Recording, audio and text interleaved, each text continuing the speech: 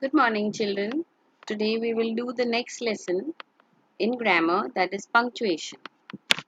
Yeah, I have not typed the lesson because I haven't made any changes from what is in the textbook. So I'm just giving you as it is from the textbook. So I've just clicked a photo of it, and as you know, I have a problem with my hand, so I haven't been able to type it. So let's start. Punctuation is very easy. You'll have already learnt it, I'm sure, when in the lower standards. But still, since it's in the textbook, I will be teaching you.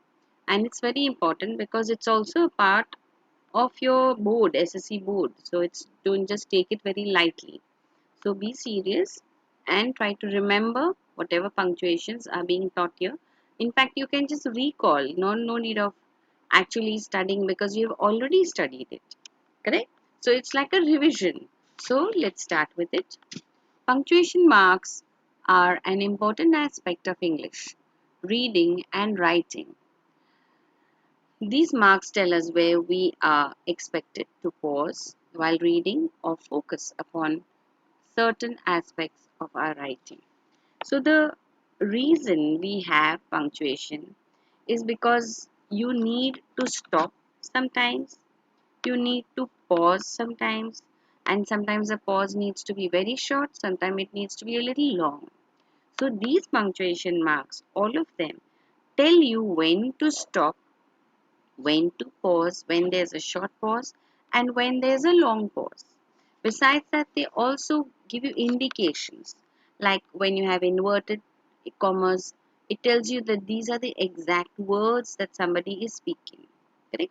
So, these all the punctuation marks give you more information about what is being read or said, so or even written. Yes, so that's why punctuations are very very important. Others it would be just like a train, na, na, na, na, na, na, na, na, na, na. There would be no pause, no stop, there would be no difference at all.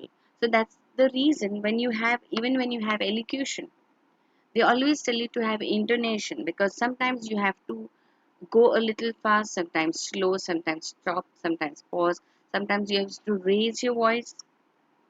Yes, your intonation very important. All this makes a difference to the person who's listening. It creates an effect when you are listening. Otherwise, it becomes very, very boring.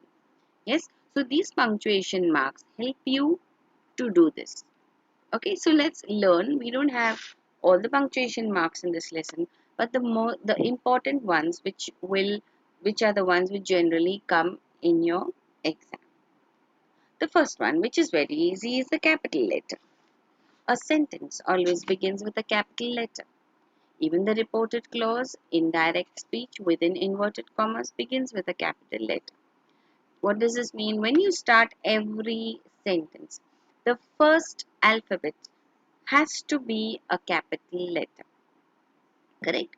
Now, when you are repeating exactly what someone else said, the exact words, that time also the first letter should be a capital letter.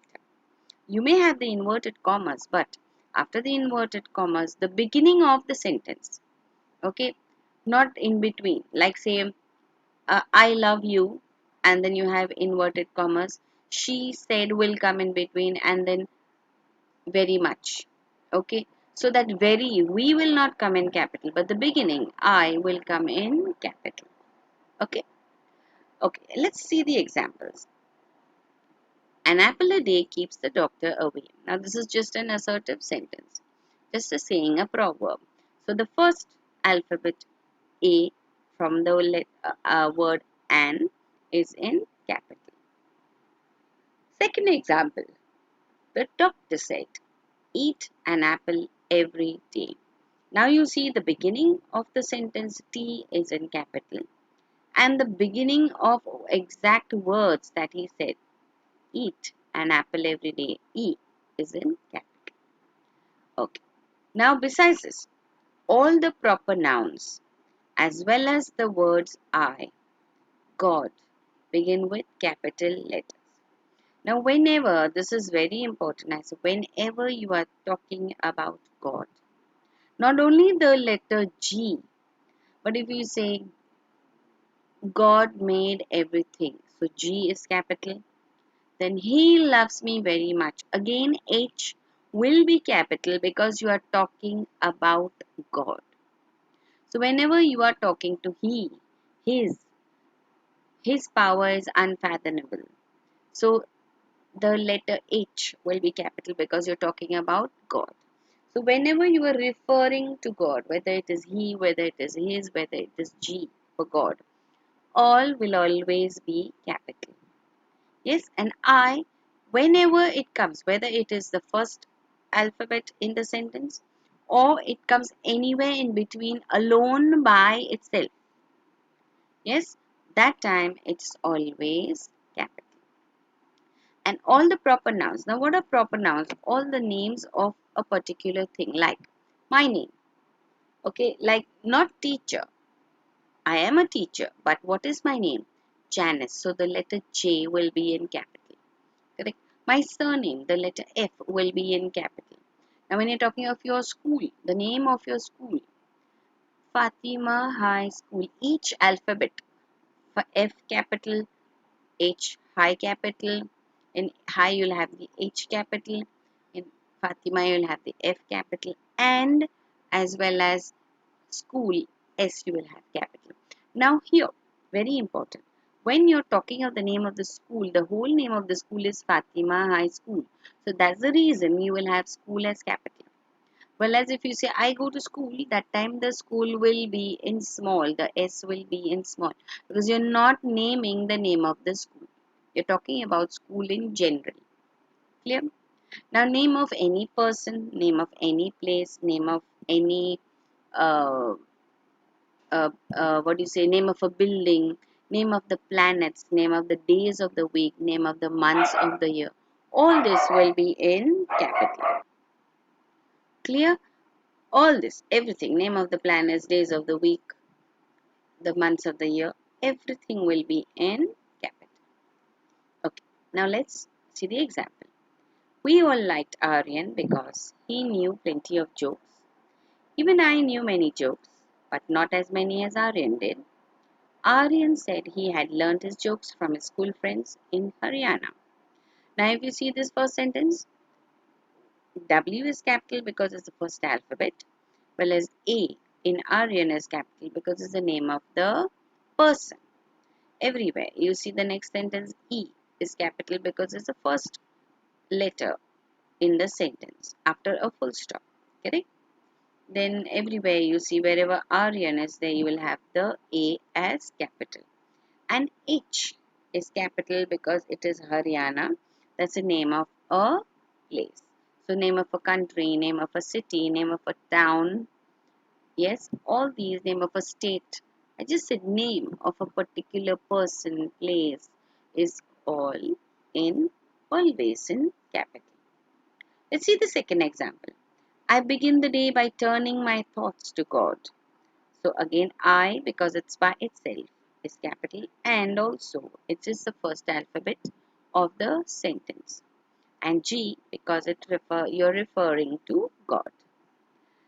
The third point.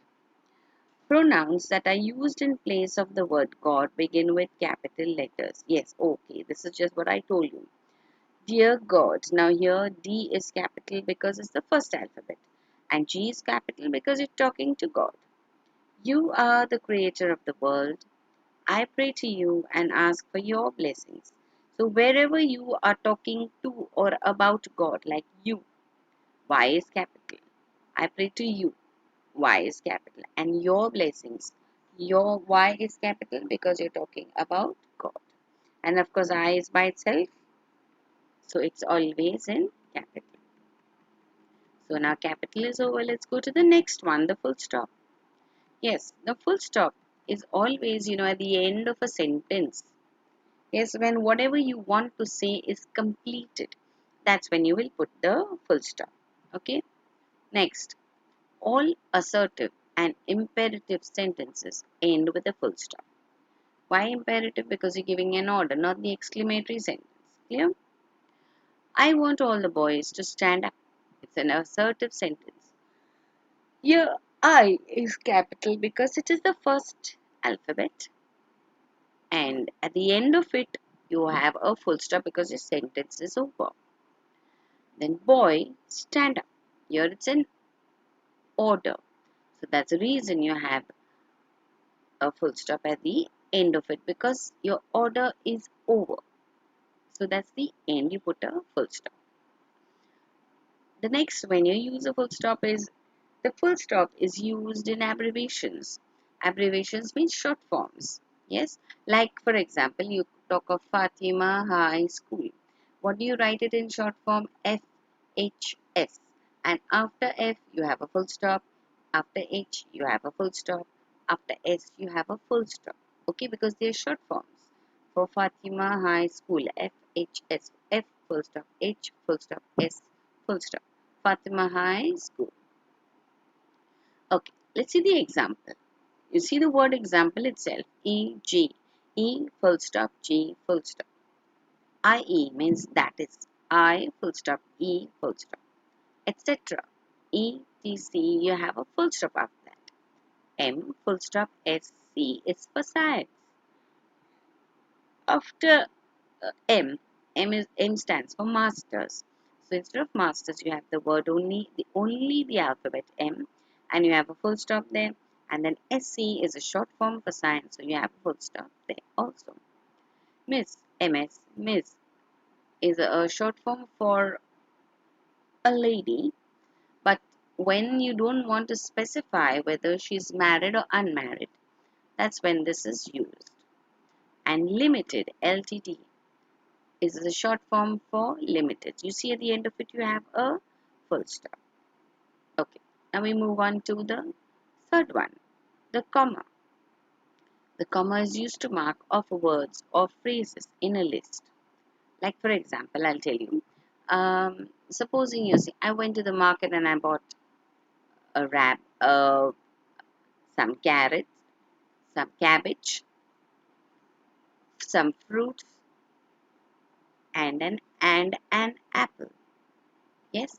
So you are naming a number of things that you purchased from the market. Now between each of these, you will put a comma.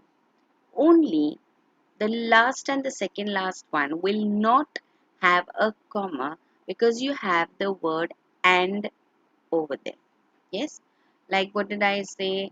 And an apple. So between that, instead of the comma, you have the word and. It indicates this is the last thing or the last item that you have bought.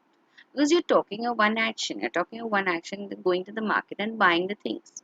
Now, only thing you're mentioning the things. So when you're mentioning just before your second last uh, item and the last item, you will have a the word and instead of the comma in between. Otherwise, everywhere you will have a comma. Now, you can also say like about I like flowers, or I mention some names of the flowers like sunflower, rose, lily, jasmine, and lotus. So lotus is last. So just before that, you put the word and instead of comma. Whereas rest of it all, when you say rose, lily, jasmine, you have a comma over there. Okay. Now let's read the example. We travel to Karwar, Belgaum, and Goa. So you see Karwar, between Karwar and Belgaum, you will have a comma because the two words which indicate two places.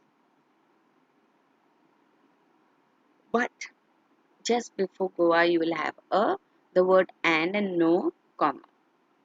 Okay, next. He turned, waved to all of us, and then disappeared around a corner. Now, if you see, these are all talking about actions done by one person. So that's why there are number of actions indicated over here. So between each action, you will have a comma, not just one word. Now, previous sentence, you just saw one word. Karwar, Belgaum, Goa. You just put a comma over there. Here, you have to see when the action with the when another action starts. So before that, you will put a comma. See the first thing, he turned. So one action over, comma. Waved to all of us. That is the second action. And then disappeared around a corner. So there are three actions in this sentence. And you will have a comma wherever needed. As soon as one action gets over, you have a comma. And before the last action, you have the word and. The when else do you or do you use a comma? You see the second point. The comma is used to mark off words or phrases that are inserted into the sentence or words of address that are inserted into the sentence. Okay, so I will tell you the solution later, of course. So when you are adding extra, see, I will tell you the solution later is one full sentence. Correct? You added extra of course over there, a phrase of course over there. So that's why you will put a comma over there, not a full stop. Even though the sentences it makes sense. I will tell you the solution later. It makes complete sense. And it's almost like the end of a sentence. But then you still want to add a little more a phrase, extra phrase. So that's why you put a comma. Second example. He has a habit which I find most annoying of blowing his nose after every few words he speaks. So now we are talking of the habit that he has and how you are getting annoyed because of his habit. So you see, he has a habit. So you put a comma.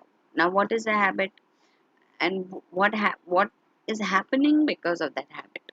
So which I find very annoying. So you are finding annoying. So you break up this whole big long sentence into parts. Yes, first is that he has a habit. Now, what is happening because of the habit that you are getting annoyed? So, that will be your second part, which I find most annoying. Again, there you have a comma. Blowing his nose after every few words he speaks. That is the third part. So, there will be that there is no need of any comma anyway after this because it's one full part over there. Okay. Now, third example.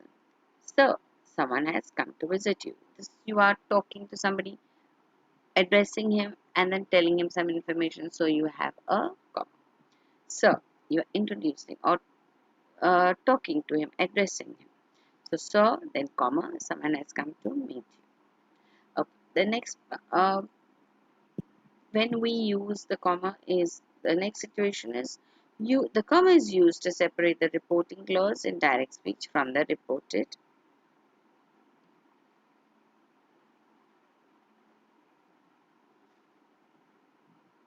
So, like for example, if you have Malti said, uh, so at that time you will have a comma. These are the words which tell you after this, these are the exact words repeated that the person said. Okay, the exact words that the person said, and I'm repeating it. So you'll say he said, he asked. After that, you will have a comma. If you have inverted, open inverted commas after that, repeating the exact words. Now the fourth time or fourth situation when you will use a comma. If an adverb phrase or clause is used at the beginning of the sentence, it is separated from the rest of the sentence by a comma. So when you have a clause, you will separate it. Don't make just one continuous sentence, but you learn to separate your sentence with a comma. Example, after all that great big discussion, no conclusion was arrived at. So this is one full sentence, but you see it's made into different parts because it is different. There are two actions in this. First, there was a big discussion, and then there was no conclusion. So that's why you put a comma in between. Second one, if we are not free, no one will respect us. So here again you have a comma because you are talking about two different aspects in the sentence. So what will happen if you're not free? That is one part, and that is the second part is what is the condition that no one will or that no one will respect you if you are in spite of being because you are not free, no one will respect you. Okay. The comma is used to separate the question tag from the assertive sentence.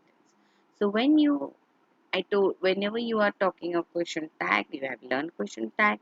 I have always told you remove the full stop and add a comma over there, then add your question tag. Without the comma, you will get only half a mark, even if your question tag is right. Clear? Okay. Now the next one is the question mark. This is very easy. You know, you add a question mark at the end of a sentence that asks a question. When you're asking something to get a reply, that's when you add a question mark at the end. The question mark is used at the end of a question and at the end of a question tag. 1. Why is the classroom empty? See, it's exactly just a question. So you just put a question mark at the end. Have you completed your homework? Again, the same thing. We can leave if we want to. Can we? And we can leave if we want to. Comma. You have a comma over there. Can't we? Because this you're adding a question tag. So before a question tag at the end of the main sentence, you always have a comma. Now the next one. The next one is the exclamatory mark. Exclamatory mark, you know, because exclamatory mark is used when you are expressing sudden feelings. Now these feelings can be anything. It can be something shock, uh, you're disgusted with something, you're excited about something, you're happy, you're sad, a surprise. Okay, all this expresses sudden feeling. Now, this at that time, the words that you use could be like alas, hooray, oops. Uh, these all these words, oh wow, all these words have to have an exclamatory mark after that. So, a sentence which indicates that it's expressing a shock or has these words, that time the sentence has an exclamatory mark. Okay, so let's read. Hooray, we won. So you see after the word hooray, it expresses joy. Yes, that time you have an exclamatory mark. What a beautiful picture. So here you are expressing absolute joy or awe, A-W-E, awe. So that's when at the end of the sentence, you haven't used any specific word for expressing this awe. You're expressing your awe or amazement at the end of the sentence. Okay. The third example, how wonderful. Same thing over here. You're expressing your amazement at the end of the sentence. The next one is the apostrophe. The apostrophe is used to indicate that a letter or letters in a word have been dropped. So when you are omitting a letter in between, like won't you, will, can't, is what is it? The full form is cannot. So you're omitting some words, some alphabets in between. That's when you put an apostrophe. So let's see. I am becomes I'm. He is becomes he's. We had become we'd. She would become she'd. They are there. We have we've. Do not don't. Cannot can't. Will not won't. Shall not shan't. The book is wonderful. The book's wonderful. So when instead of book is, it becomes books. Okay, so you've removed one alphabet and instead of that put an apostrophe over there. The second use is when the apostrophe is also used to indicate the possessive noun has been used with an adjective. So when you're talking of something belonging to somebody, possessive noun means belonging to, that's when you add an apostrophe, like Revti's plants. So the plants belong to whom? Revti. The lady's trick. The tricks belong to whom? The lady. Next one, the hyphen. The hyphen is used to separate a phrase or clause that is not quite related to the main sentence. So you may have a little sort of, it's like a cutoff, you know, something little different than compared to the main sentence. You may take part in the match. Not that I ever had any objection. but you will have to ask the captain first. So you see, each of these have different indications, different. It's like breaking up the sentence. Okay, so that's why they put a hyphen in between. Second use is the hyphen is also used in some compound words, nouns, or adjectives. So when you have compound means combined, two words combined to make one new word. That time also you use an hyphen, but not always. Okay, so let's see the first example: bad tempered. So it's actually one word, but two words are combined to make one word. So you add the the hyphen in between.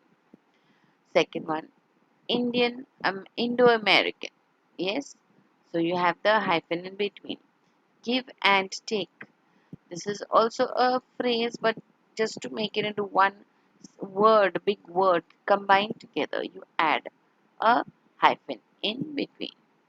And the last word is part-time. Here again you have a hyphen in between. Okay, the last one is inverted commas. Inverted commas is exactly to tell you the words that a person has spoken, exact words. Okay, like let's read the example. Inverted commas are used to mark out the actual words spoken in direct speech.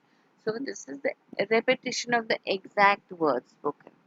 First example, the doctor said, eat an apple every day. So here you have your inverted commas, because those are the exact words or the exact advice the doctor told her.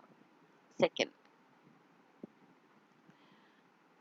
the boy said, where are you going? So this is exactly what the boy said. Where are you going? So that whole thing, whatever he said, will be in inverted commas.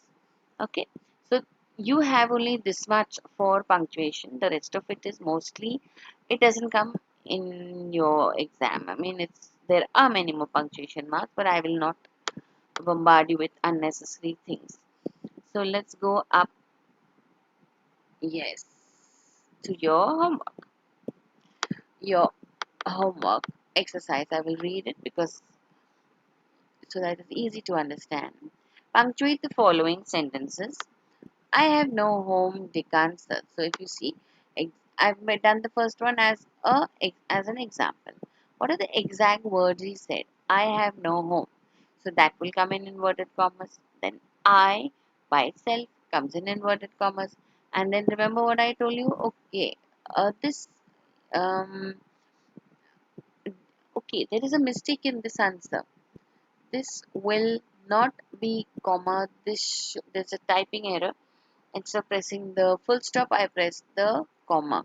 So this should be comma, not a comma. This should be full stop, not comma, because this is the end of the sentence that he said. Okay, I have no home. Finish. That's the end. So here you should have a full stop, not a comma. This whole thing is exactly what he said. So that's why it's in inverted commas. And then of course, Dick is name of a person. So D in capital, and end of the sentence you will have a full stop. So please remember, I'm repeating again. This is a typing error. Instead of full stop, I have typed it as comma. So please put a full stop here because it's the end of the sentence. Okay, next. I'm going to London myself, said the carter. Remember, I'm is short form. So and plus I should be capital. Okay, I'm not going to tell you. London is the name of a place. So again L capital. Okay, next. Uh, And remember, check the sentence whether it is a full stop, whether it is a question tag. So accordingly, you will put your uh, punctuation marks, whether it's full stop to whatever. Okay, next. The next, why waste your time in building here? See here, this is a question, so you will put a question mark at the end. Next, the next morning, Dick woke up cold, miserable, and very hungry. Fifth, it was the 1st of November, All Saints' Day. Sixth, they retraced their steps to Switzwarren's house. You will, this R is a mistake. This should not be there. Please remove it. Next. No, it must be his, not something belonging to someone else. So it must be his. No, it must be his, not belonging to someone else. Next one. Alas, yes, came the reply. The healthy looking plants had disappeared. Next, every day I meet the hawker crying bangles, crystal bangles. 11. She is a middle-aged mother of 3 children. Next, 12. Today being Sunday, I want to do something interesting. 13. The topic is God created men and women as equals. Now remember all of this, you have to put a question in or a full stop or whatever you have to put it on, okay? You have to use it in the sentence. Where was I? Okay, I'll just read the 14th one. She says our home is full of love with you, mother. 15th, why are we as a nation so obsessed with foreign things? 16th, the little bird, said the prince. Please stay. See, for this you have to be a little careful because little bird is the first alphabet, as I told you now. You don't eat. Okay, so said the prince, please stay. So little bird, the prince is talking to the bird. Okay, and what did he also say? Little bird, please stay. Little bird, please stay. These are his exact words. So all this should be in inverted commas, and plus you will have a comma also. Next, lo, at his first finger's touch, it changed to pace as gold. Thrice they awarded, thrice did heaven refuse the gift. Next one, 19. There lay a poor soul creature, blind and shunned by all. 20. In Gujarat, Makar Sankranti is kite flying day. 21. Tutor, she said, I've been a bad girl. Next, 22. The Vinci's fourth arm contains a magnified high definition 3D camera. So, what is the 3D camera? It helps you to look, much better from all angles. Okay, the 23 back in his room at Trinity, he had another look at the script. Next, Ramanujan had not been able to enter Madras Chennai University because he could not matriculate. Now here, remember I told the name of a place? Madras Chennai University.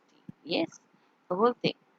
Next one, Emperor stunned Tenali Raman at once. So the emperor, his action, yeah, nothing else is said. It just told his action.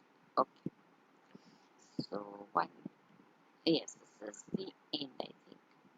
So I hope you all are able to do your homework properly. In case you have any doubt, you're always welcome to message me.